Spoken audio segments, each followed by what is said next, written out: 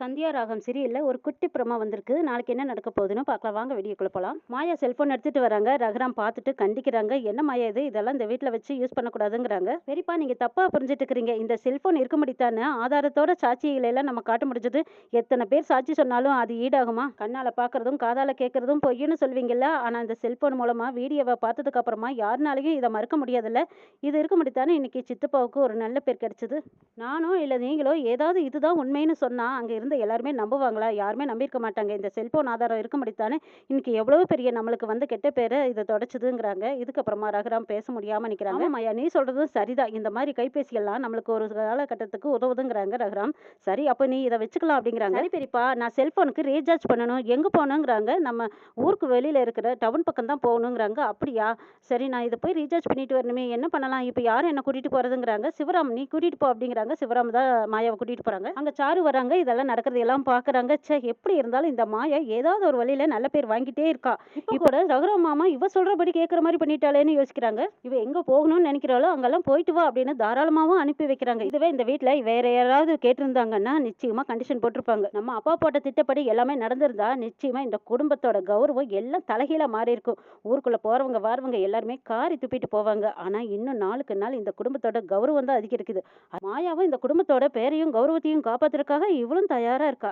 இவளை எப்படியாவது வீழ்த்தணுமே, இந்த வீட்டை விட்டு துரத்தணும். அதுக்கு என்ன பண்ணலாம் அப்படின்னு மகளிர் கிட்ட மறுபடியும் அப்பா கிட்ட போய் கேட்குறாங்க சாரு. அப்பா நம்ம நினைச்ச மாதிரி எதுவுமே நடக்கல. சிவராமன் இப்போ ஊருக்குள்ள தலை நிமிர்ந்து போயிட்டு இருக்காரு. அதுக்கு காரணம் மாயா. மாயாவும் சேர்ந்து போய்கிட்டு இருக்கா.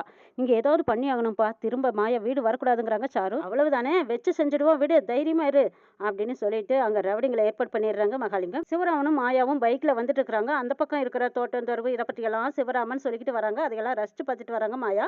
வண்டியில போயிட்டு இருக்கும்போதே பைக் நின்னுது. பெட்ரோல் தேர்ந்துருச்சு போல இருக்குதே அப்படின்னு சிவராமன் சொல்றாங்க.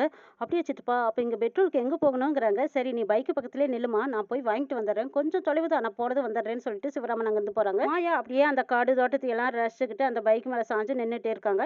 எதுக்கு அப்பலாம் அந்த ஊர்க்கார பசங்க 2 பேரும் பைக்ல வந்துட்டு இருக்காங்க. மாயா நிக்கிறத பார்த்துட்டும் அப்படியே அதே இடத்துல ஸ்டாப் பண்ணிட்டு கிண்டலும் கேலியும் பண்ணிட்டு இருக்காங்க. ஏய் சூப்பரான பக்ரா இருக்குல்ல.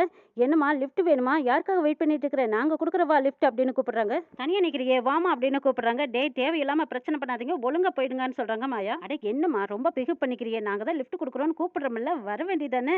காட்டுக்குள்ள தன்னந்தனியா தனி ரோட்டுல நிக்கிறியே அதுதான் என்னமோ போச்சு அது போவோன்னு கூப்பிட்டா நீ ரொம்ப தான் பில்டப் பண்ணிக்கிட்ட. வாமா போலாம் அப்படின்னு கூப்பிடுறாங்க. பேசாம போக போறீங்களா இல்ல செருப்பால் அடிக்கட்டுமா அப்படிங்கிறாங்க மாயா. அட நீ செருப்பால் அடிச்சிடுவியா? எங்கே பார்க்கலாம் அப்படின்னு சொல்லிட்டு கையை பிடிக்கிறாங்க. டேய் நான் யார் வீட்டு பொண்ணு தெரியுமா? நான் யார் வீட்டுக்கு வந்திருக்கேன் தெரியுமா? நான் ரகுராம் வீட்டு பொண்ணுடா. அவங்களுக்கு தெரிஞ்சா என்ன ஆகும் தெரியுமா? உங்களை அட்ரஸ் இல்லாம பண்ணிடுவாங்கன்னு மாயா மிரட்டுறாங்க. அடே ரகுராம் என்ன பெரிய மினிஸ்டரா? இல்ல அவருக்கு தான் கொம்பு தான் முளைச்சிருக்கா? அவர் தான் என்ன பண்றாருன்னு நாங்களும் பாக்குறோம் அப்படின்னு வம்புக்கே தும்பிட்டு நிக்கிறாங்க. கையை விட்டுருங்கடா. எங்க சித்தப்பாவுக்கும் பெரியப்பாவுக்கும் மட்டும் தெரிஞ்சது நீங்க ஊரை விட்டு உயிரோட போக மாட்டீங்கன்னு மிரட்டிட்டு இருக்காங்க. அந்த பக்கமா சிவராமன் வந்துட்டாங்க. மாயா கிட்ட ரவுடித்தனம் பண்ணிட்டு இருக்கிறத பார்த்துட்டாங்க. வெகு வேகமா பெட்ரோல் கையுமா வந்துட்டு இருக்காங்க. பக்கத்துக்கு வந்துட்டாங்க சிவராமன். சித்தப்பா இங்க பாருங்க சித்தப்பா என்கிட்ட வம்பு பண்ணிட்டு இருக்கான். இந்த ஊருக்காரன்னு தெரியல அப்படின்னு சொல்றாங்க மாயா. சிவராமனுக்கு வந்த கோவத்துக்கு அப்படியே சிங்க மாதிரி அப்படி கர்ஜிட்டு உஷ்ன்னு நிக்கிறாங்க. இதை பார்த்த மாயா இது சிவராமன் சித்தப்பனா அப்படின்னு பார்த்து ஆச்சரியமா நிக்கிறாங்க. வேண்டாங்கிறாங்க மாயா. அட பாருடா இவர் பெரிய தளபதி சூப்பர் ஸ்டார் இந்த பொண்ணை காப்பாத்த வந்துட்டாரு அப்படின்னு சொல்லிட்டு கேலி கிண்டலமா பேசுறாங்க. சிவராமனுக்கு வந்த கோவத்துக்கு பலர்னு நாலாறு ஓட்டுன்னு ஓட்டுறாங்க. வாங்கிட்டு வந்த பெட்ரோலா அப்படியே அவங்க 2 பேர்த்து மேலேயும் வீசி ஊத்துறாங்க. 2 பேர்த்து மேலேயும் பெட்ரோலா அப்படியே கமருது. டேய் வீட்டுக்கே அடையாளம் தெரியாத அளவுக்கு பொசுங்க போறீங்களா இல்ல ஊருட்டு ஓட போறீங்களாடா அப்படின்னு கேக்குறாங்க சிவராமன்.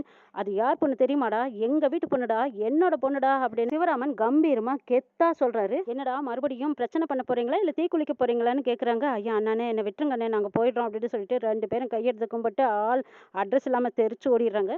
என்னம்மா மாயா உங்ககிட்ட ரொம்பவே பிரச்சனை பண்ணிட்டாங்களாங்கிறாங்க. இல்ல சித்தப்பா நீங்க இருக்கும்போது எனக்கு என்ன கவலைங்கிறாங்க மாயா. மாயாவோட கண்ணு கலங்குது. சிவராமன் கவனிச்சிட்டாங்க. என்னம்மா மாயா அவனுக்கு ரொம்பவே உன்னை கேலி கிண்டலும் பண்ணிட்டாங்களா? அதுக்கா நீ நினைச்சு அழுகுற?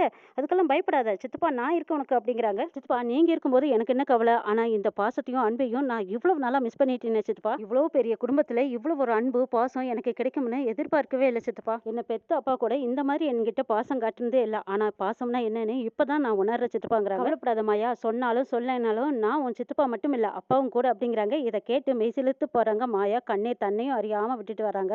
மாயா இனிமே நான் சித்தப்பா மட்டும் இல்ல உனக்கு அப்பாவும் தான். நீ தயங்காம எது வேணாலும் என்கிட்ட கேட்கலாம் அப்படின்னு சொல்றாங்க. இதுக்கப்புறமா மாயா மனசுக்குள்ள நினைச்சு இவ்வளோ பெரிய குடும்பத்தை நம்ம சம்பாரிச்சிருக்கோம் அப்படின்னு அப்பதான் அம்மா சொன்னதெல்லாம் நினைச்சு பார்த்த மாயா ரொம்ப சந்தோஷப்படுறாங்க. இனி என்னெல்லாம் நடக்க போகுதுங்கிறதையும் நம்ம நாளை எபிசோட்ல பார்க்கலாம்.